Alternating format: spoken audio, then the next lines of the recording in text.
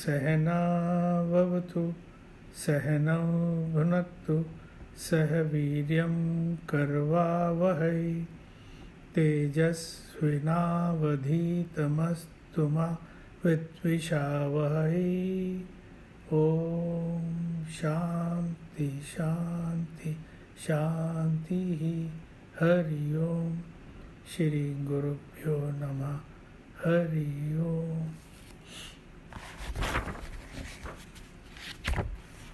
वासुदेवेन्द्र योगेन्द्रं नत्वा ज्ञानप्रदं गुरुं मुमुक्षूणां हितार्थाय तत्वबोधोऽभिधीयते। हरि ओम। We are studying Tattvabodh in our daily satsang. Bhagwan Shankaracharya has said that in order to understand Tattvabodh, you have to have what is called Sadhan Chatushtaya. Sadhan Chatushtaya, the fourfold qualification, he has introduced, and the first of these is Nitya Anitya Vastu Viveka. So in that Nitya Anitya Vastu Viveka he says, Nitya Vastu Ekam Brahma Tad Vyatiriktam Sarvam Anityam. Apart from Brahman, everything else is Anitya. So Nitya Anitya Vastu Vivek means we have to align ourselves with the Nitya, that is Brahman, and develop the discrimination to do that. That Vivek we have to develop. And only those who have that Vivek can ultimately reach that Tattva Vivek. And Vairagya, then second qualification is Vairagya, which is absence of desire for the enjoyments of the fruits of one's actions in this world or in heaven. So that has been taken as Vairagya. And then the third qualification is a set of 6. That is Shamadhi Sadhan Sampatti. And the 6 are Shama, Dama, Uparati, Titiksha, Shraddha, Samadhanam. These are the sixfold wealth, Shat Sampatti. And now each one is being explained. What is Shama? It is control of mind. What is Dama? I think this is what we have to read now. We have read up to what is Shama. So, control of the senses, Dama kaha, Chakshuradi, Bahyendriya Nigraha. So, he says, what is Dama? It is the control of the external sense organs such as the eyes. Chakshuhu Adihi. So, Chakshu means eyes. Adi means like the eyes. What are the others? The nose, the ears, the tongue, the touch, skin. So these 5 senses which are external. Mind was internal earlier. Shama was the internal mind control. This is the external control of the senses. Bahyendriya. Bahya means external. Indriya, sense organs. So let us read what Guruji has written, Swami Tejamananda ji. To the one with control over the mind, Shama, control over the senses, Dhamma, is natural. So this is quite simple, because these senses are controlled by the mind. If you have got mind control, then control over senses naturally follows. You don't have to do anything. Mind, as we took the example, allegorical example last time, they are the reins controlling the horses. So if the reins are properly controlling the horses, then the horses will follow the way the reins are commanding him. But when one loses control over the mind, yet retains control over the senses, that is Dhamma. So suppose your mind is not under control, but your senses are. So he has given an example. For example, one may get angry. Now getting angry is not being able to control your mind. But refrain from using harsh words. So that is the control over the sense of speech, that you have not used harsh words.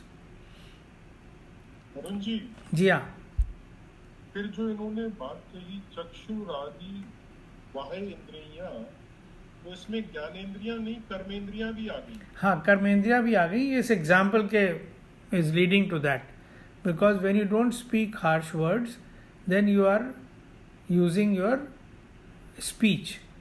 So कर्मेंद्रिय है. वो कर्मेंद्रिय है. So there are 5 ज्ञानेंद्रियास, that is the organs of sense perception, and 5 कर्मेंद्रियास. कर्मेंद्रिया में speech आ जाता है, आपके hands का ability to grasp, अब आ जाएंगी ये सब चीज़ें तत्वबोध में ही, बट बेसिकली हैंड से पकड़ने का, पैर से चलने का, वेस्ट को थ्रो करने का, प्रोक्रिएशन करने का. सो दीज आर द 5 कर्मेंद्रियास besides the 5 Gyanendriyas, which will be defined by him later on.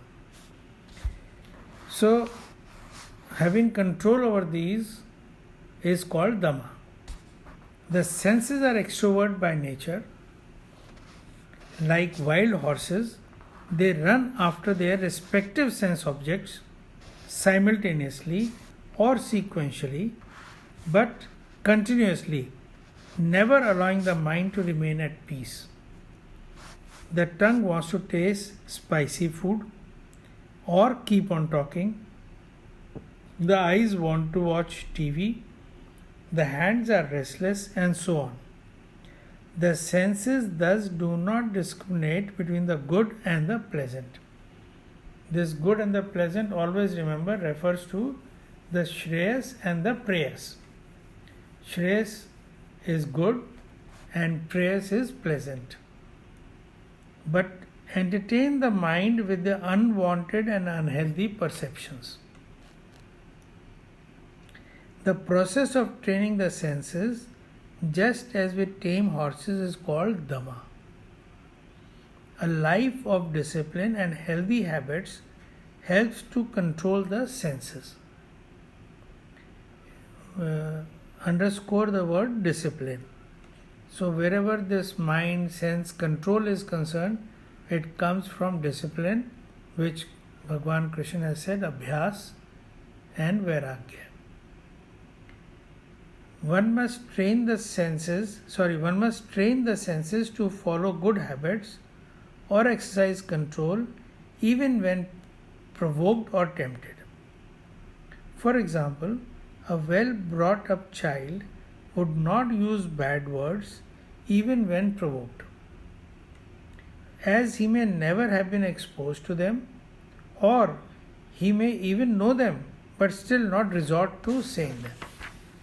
That is the example of good training and control. If senses are controlled by force or fear, the mind revolts or keeps brooding over pleasures. Many people keep thinking more of food on the days they observe fasting, which is perhaps why some feast the day after they fast. Control of the senses, Dhamma, should aid control of the mind, Shama, and vice versa. Any questions?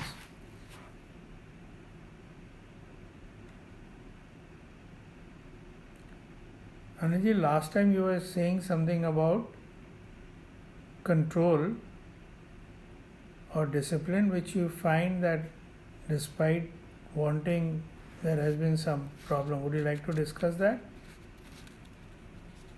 नहीं, मेरे ख्याल से तो उसका solution जो है, एक तो वो समर्पण हो गया तो फिर खत्म है ना साहब। हम्म अगर समर्पण वाली बात को ही पकड़ लें हम्म और मेरे को again if I give you example for my everyday life, तो कल मेरी बेटी को फोन खरीदना था, हम्म तो मैं उसको ले गया। तो पहले हम एप्पल के स्टोर पे गए और फिर विजय सेल्स में गए, हम्म और उस पूरे प्रोसेस में 4 घंटे लग गए। हम्म उम्मीद थी कि क्योंकि उसका डेटा भी ट्रांसफर होना था और मेरा क्रेडिट कार्ड चेंज हुआ था, कुछ वजह से वो प्रोसेस 4 घंटे चला, जो 1.5-2 घंटे में हो जाना चाहिए। हम्म तो मेरी वाइफ को नेचुरली अच्छा नहीं लग रहा था, और मुझे भी वो डिले, उसकी डिस्कम्फर्ट दिख रही थी। तो हमारे पास ऑप्शन यही था कि हम या तो वहाँ पे कंटिन्यू करें या लौट करके अगले दिन काम करें, अगले दिन इसको करें। और बिटिया की इच्छा हो रही थी कि नहीं आज ही लें।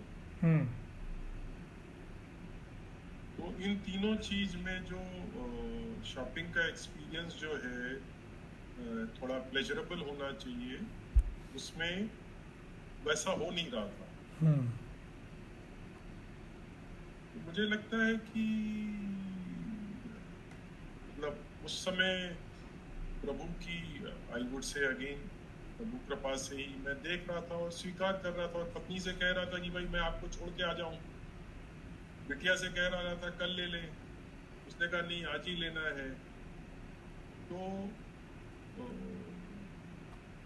अगेन मैं कहूंगा कि प्रभु कृपा से ऐसा हुआ कि वो फोन लिया गया और 4 घंटे लगे, और आते वक्त जो है everyone was kind of happy।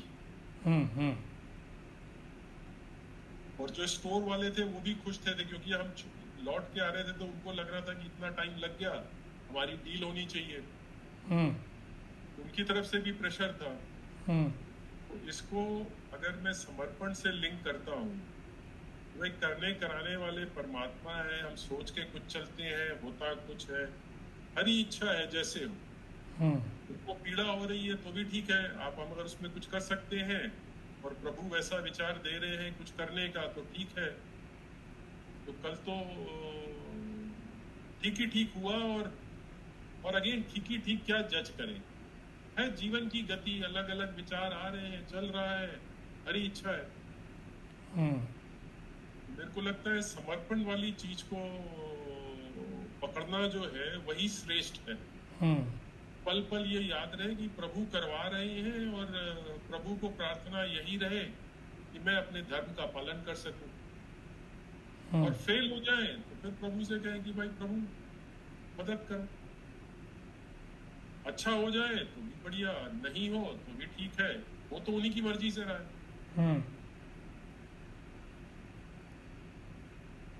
तो मुझे तो समर्पण जो है बहुत ही अच्छा लग रहा है, मतलब प्रभु कृपा से मुझे लग रहा है, फिर वही आप जैसा कहते हैं क्या समर्पण में आ जाए तो फिर ठीक है। और समर्पण के साथ ये प्रभु से लगातार प्रार्थना भी रहे कि उनकी याद और वो मार्ग दिखाते चले, ये भाव रहे, क्योंकि जीवन बहुत ही सुंदर गिफ्ट है, और पल पल मिला तो उसी शक्ति की वजह से। तो ये याद बनी रहे, यही प्रभु से प्रार्थना करते चले। बाकी जो ये सत्संग हो रहा है, जैसे इसमें जो शम और दम की बात है, तो भाई मन अगर भाग गया, कभी सेंसस कंट्रोल में नहीं रही, प्रभु इच्छा हो। बाकी प्रभु से प्रार्थना यही रहे कि जो भी करें, खाना खाएं, जैसे गीता में भी जो है, जो आपने वो श्लोक भी बताया चैप्टर 15 का, ब्रह्मार्पणम, चैप्टर 4 24th वर्स जी। तो सभी कुछ तो प्रभु ही है। सार की बात तो इतनी ही है। हाँ अनु जी,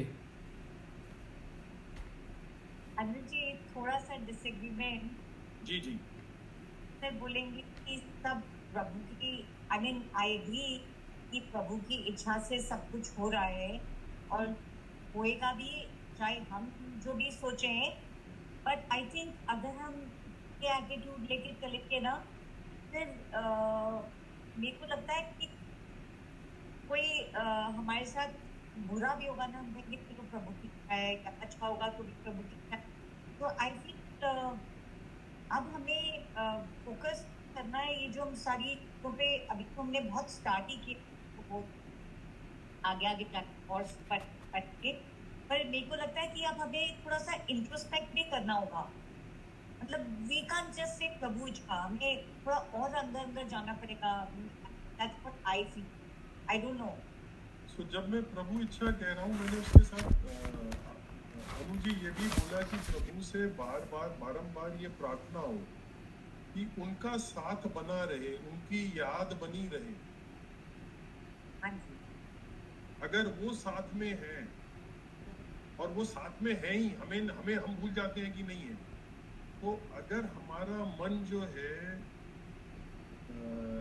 उनके साथ जुड़ा रहेगा, तो मुझे लगता है कि हम धर्म के मार्ग पे चलेंगे, अपना कर्तव्य करेंगे, जो हमारा कर्तव्य कर्म। हाँ जी, मैं प्रभु इच्छा कह करके अपने कर्तव्य से विमुख नहीं, मैं ये कह रहा हूँ प्रभु मुझे ये बार बार स्मरण दे कि मैं अपना कर्तव्य पूरा करूँ। हाँ जी।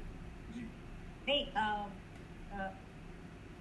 सॉरी, मैं ये बोल रही थी कि अभी जैसे हमने अभी तक जितना पढ़ा है, like today we are on to the senses, right? तो अब जैसे अगर हम अपने एटलीस्ट सेंस ऑर्गन्स को देखें, अगर हम, मेरे को ये बताइए कि अगर हम कोई हॉलिडे पे जाए, तो अब how are we suppose to control, जैसे हम टेस्ट के लिए बोलते हैं ना, ये खाना नरिशमेंट के लिए खाना है, नॉट कि नो कि हमें किसी चीज के लगाव के लिए खाए, मतलब ये कि ठीक है बहुत पसंद आया तो मीठा खाए जाओ, या what you know what I am trying to say, उससे अगर हम हॉलिडे हैं कि सब चीजें बहुत अच्छी लग रही हैं, अभी suppose can control over things. देखिए senses, I mean to say, कि now that you're on this path, I mean to say from that point of view, कि मतलब or we're just supposed to watch it and not get carried away in it, मतलब because I am going to go on a holiday, so I'm just thinking कि अब now I'm this path, so I want to know what would be my correct way to. तो देखिए 2-3 दिन पहले जो मैंने समझा था, सुबह तो मैं अपनी वाइफ से भी शेयर कर रहा था कि धर्म ये नहीं कहता है कि त्याग दो, वो अटैचमेंट कहता है मत करो। अरुण जी ने अभी ये 2-3 दिन पहले भी, मुझे याद नहीं आ रहा किस संदर्भ में कहा, बट उन्होंने ये कहा कि जो अटैचमेंट है, जैसे मैं हॉलिडे पे गया तो मेरे को ये खाना खाना है, और जब खाना खा रहे हैं तो ये बहुत अच्छा रहा, ओके, तो वो सेंस की फिर से डिमांड होगी। ओके, अगर हम अटैचमेंट करेंगे तो। हाँ, और अगर वो सहज भाव से हो रहा है तो टेस्ट अच्छा है तो भी प्रभु है, नहीं है तो भी, तो मुझे तो यही समझ में आया था। अरुण जी बता सकते हैं उनका क्या सोच है? अरुण जी अब दोनों को ये एक्चुअली क्या है, देखिए, एक मुझे अपने उसमें पर्सनल व्यू में अटैचमेंट और नॉर्मल लिविंग में जो एक भ्रांति सी पैदा हो जाती है कि भाई अगर मैं हॉलिडे कर रहा हूँ तो ये अटैचमेंट है, या मैं हॉलिडे एंजॉय कर रहा हूँ तो अटैचमेंट है, ये, या मैं गृहस्थी में रह रहा हूँ तो ये अटैचमेंट है। ये इसको, इस भ्रांति को निकालना केवल एक तरीके से पड़ेगा, और वो तरीका ये है कि आप जो है क्लियरली एसोसिएट हो जाओ with Brahman. That is the निर्गुण एस्पेक्ट. आप निर्गुण तक नहीं पहुंचते तो किसी सगुण के साथ हो जाओ. आप यू बी क्लियर कि that I am attach to that. बाकी जो चल रहा है वो व्यवहार है, दैट इज ट्रांजैक्शनल. और वो transaction is the requirement of your age stage of life और the vocation you are in. आप अपने जॉब पर जाते हैं, वहाँ अच्छी तरह से काम करते हैं, तो क्या ये कहेंगे कि जी you are attach to your job and it is against what you are pursuing. So attachment आपका in the heart of your hearts, mind of your mind is with that supreme. But transactional world जो है वो has to be gone through in the manner that it demands. Number one. Number two, एक अच्छा actor होता है वो अपनी personal life में कुछ भी हो, जब वो जिस एक्टिंग को करता है, जिस कैरेक्टर को करता है, वो उसी को कैरेक्टर को पोर्ट्रे करता है. ऐसा लगता है कि ये अगर विलेन है तो लाइफ में भी विलेन होगा, रियल लाइफ में भी, और अगर कोई हीरो है तो वो रियल लाइफ में भी हीरो होगा. whereas the fact may be entirely different. His real life may have nothing to do with the screen life. So this is our transactional and real nature. जो व्यवहार है that is acting. हम जो है we have to go through it as an actor. Whereas our attachment and our mind is to be with Brahman, knowing. अब इसमें क्या हो जाता है, जैसे आप जितना डीप जाते हो तो जो सारा जगत है ये भी तो ब्रह्मन का ही रूप है. जैसे आप आए हो ऐसे ही जगत भी ब्रह्मन का रूप, ब्रह्म का रूप है. Brahman is an English word. So now the problem is that we create our samsar. There is a jagat and there is a samsar. संसार जो है हमारी जो क्रिएट हो जाता है वो सारा हमारे डिज़ायर्स और एक्सपेक्टेशन के अराउंड रिवॉल्व करता है. That is what is a trap. जगत इज़ नॉट अ ट्रैप. जगत तो आप ही जैसे आप वैसे जगत है. और जो भी आपको एक रोल दिया गया है उस रोल को प्ले करना आपका धर्म है. धार्मिक तरीके से, अधार्मिक तरीके से नहीं. तो ये जो बात मैंने कही है इसको थोड़ा सिंक करने दीजिए. सिंक करके इसके काउंटर क्वेश्चंस उठने चाहिए, वो उठाइए, फिर वो तब क्लियर होगी बात मैं क्या कहना चाह रहा हूँ. क्योंकि ये मैंने बहुत सारी चीज़ें एक साथ कह दी हैं और life is not so simple. जो आपने बड़ा अहम प्रश्न पूछ लिया कि अब मैं हॉलिडे के लिए जा रही हूँ लेकिन अब मैं सीकर हूँ और ये क्या अटैचमेंट है ये या क्या है, how should I see it and not suffer from guilt. Right, this is very important. तो अब जो मैंने जो कुछ कहा है इसको आप थोड़ा सा समझिए and then tell me tomorrow what you got out of it and how do you view the whole game of life. हाँ अनिल जी, मेरी 7 बजे एक मीटिंग है तो मेरी रिक्वेस्ट होगी कि इसको मैं नहीं we are ending it. It is 6:45 we are ending it. Tomorrow morning we are meeting at 6:30 और मॉर्निंग और इवनिंग. मैं अनु जी मुझे लगता है अगर हम 6:30 सुबह को करते हैं तो मिनिमम डिस्ट्रैक्शन है. Is it okay with you? No, 7 would be comfortable, but Just do it at 7. Let's do one thing. Let's meet tomorrow evening at 6:25 and take 5 minutes to discuss this. Tomorrow evening we meet at 6:25 evening. Om Purnamada Purnamidam Purnat Purnamudachyate Purnasya Purnamadaya पूर्णमेवावशिष्यते. Om Shanti Shanti Shanti. Hari Om. Shri Guru Bhyo Namah. Hari Om. May Lord's blessings be with us that we may reach our destination. Hari Om. Hari Om.